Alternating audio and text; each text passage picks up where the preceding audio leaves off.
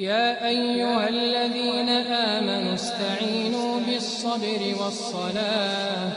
إن الله مع الصابرين ولا تقولوا لمن يقتل في سبيل الله أموات بل أحياء ولكن لا تشعرون ولا تقولوا لمن يقتل في سبيل الله أموات بل أحياء ولكن لا تشعرون بل أحياء